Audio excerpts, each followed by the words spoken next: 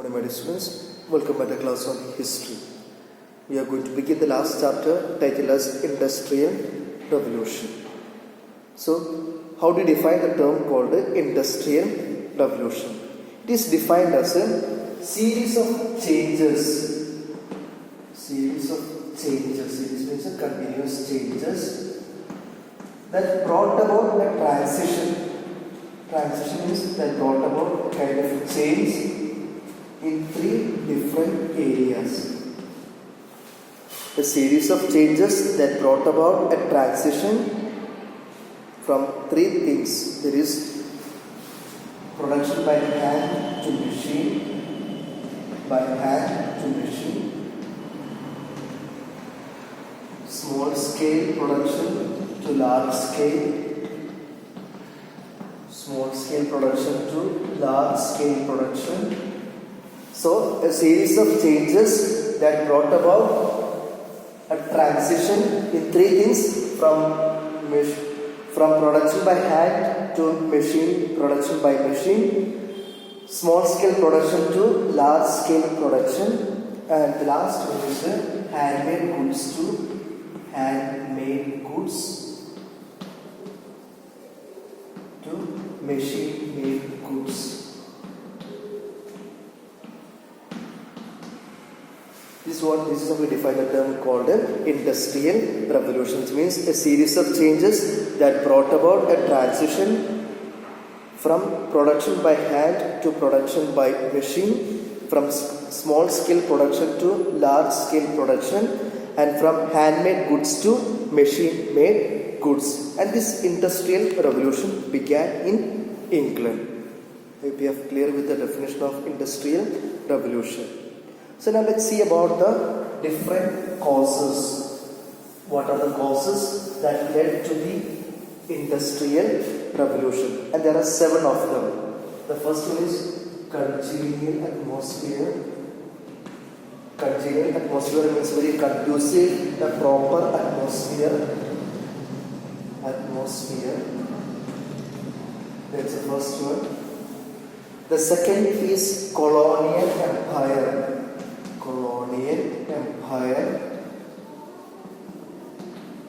Second one, colonial empire. Third one is natural resources, availability of natural resources. That is number 3, availability of natural resources. The fourth one, increasing demand for goods. Increase in demand for goods. Demand for goods. That is number 4. Increase in demand for the goods. Next one is availability of labor. Availability of labor. Labor was available. Availability of the labor. Next one, transport system. Effective transport system. Effective transport system. And the last one is use of steam.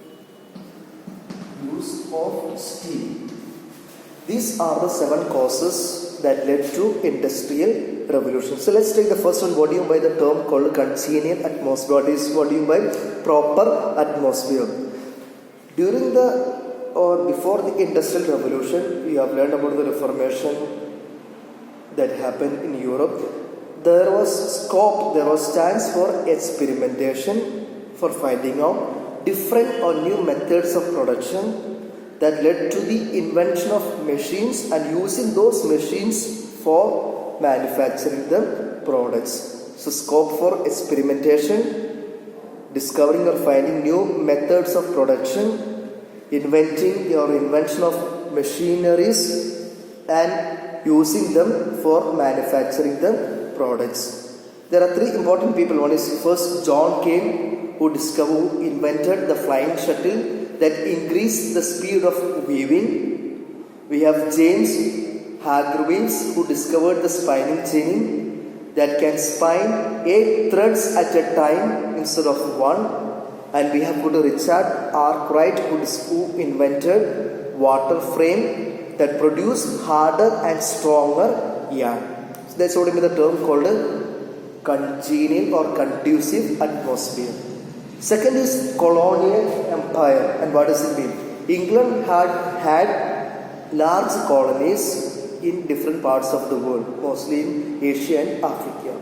And how did they make use of those colonies? The colonies provided them with the raw materials, and the colonies became a market for them to sell the finished products. So that's what is the term called colonial empire. Now moving on to the third one, that is the availability of natural resources. The natural resources like iron and coal were available in England. And how did they use these two natural resources? Iron was used for making the machines, and the coal provided cheap fuel. So because of the presence of iron and coal, it led to the development of industries. So that's what is the term called availability of natural resources. Next one is increase in demand for goods. There are two factors. The first one, huge profits of expanding trade gave inspiration for them to discover new ways of increasing the production. It means as they expanded the trade, as they enlarged their trade, as they had a trade with various countries, what happened? They wanted to discover new ways of increasing their production. That's the first factor. Second, the wars that happened in Europe. England did not get involved in any of the wars that happened in Europe at that time.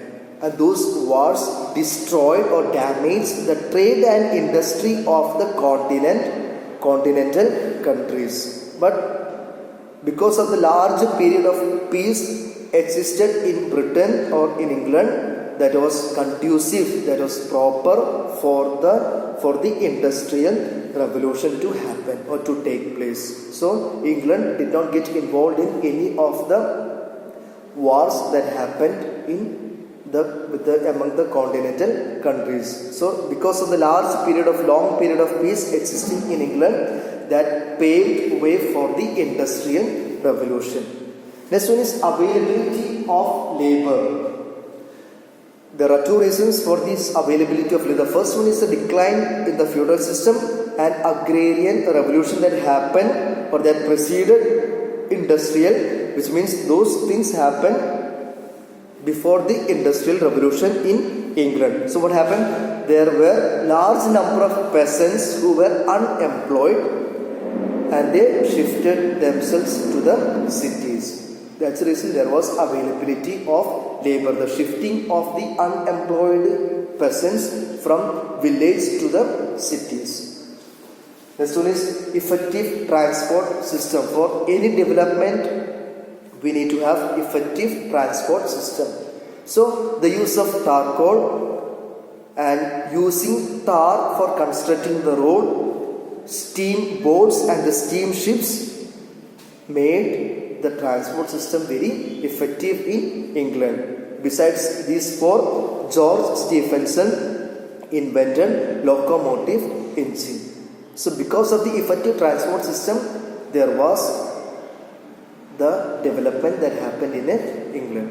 The last one is the use of steam. James Watt invented the steam engine that was used for transportation in both land and sea. So these are the 7 different causes that led to the rise of industrial revolution. So these are the 7 of the, let's go through once again. The congenial atmosphere, natural availability of natural resources, availability of labor, colonial empire, increase in demand for the goods, effective transport system, and the last one, the use of steam. So we have clear so far the different causes that led to the rise of industrial revolution. It is clear. Now let's move on to the next topic, that is capitalism. How do you define the term called capitalism? So in capitalism there are 3 different terms to be learned. Okay, first one is capitalism. Second is a capital, and third one is the capitalist. How do you define these three terms? So you have to be very clear with these three terms. So let's take the first one, what is capitalism. Capitalism means the means of production. Means of production will be owned and controlled by a private individual. A private individual. Private individual. There is no interference by the government. The means of production like labor, raw material, tools and machines will be owned and controlled by a private individual. That's what I mean the term called capitalism. Okay? And the capital means the money invested. The money that is invested for buying the tools, machines, whatever it is, raw material. The money that you spend for your means of production. And capitalists are person who invests the capital. Invest capital or the money. So these are the three terms that you need to be understanding clearly. Capitalism, which means the means of production will be owned and controlled by a private individual or a group of individuals. Capital means the money that is used for buying the means of production. Capitalist, the person who invests the money. Capitalism, capital and capitalist. You be clear? So it means the private individual is the master of his production. He will decide what is to be done, what is the wage, how many hours they should work, what is the condition given for the laborers. So all those things will be controlled by the private individual. No second person will come and interfere in your matter. So that's what the term called capitalism. Which means the means of production will be owned and controlled by a private individual or a group of individuals. Capitalist, the person who invests the money. Capital means the money that is invested by the person. Hope you have clear. So can we go through the video once again? So we have completed two things today. The Industrial Revolution and its causes.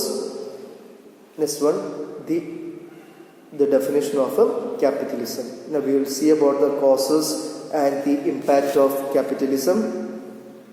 And we have another term called socialism. And the socialism put forward by Karl Marx. These are the topics that you will complete in the next class. So I will send the notes today. Can you complete the notes and prepare well for your exam? Okay children, take care.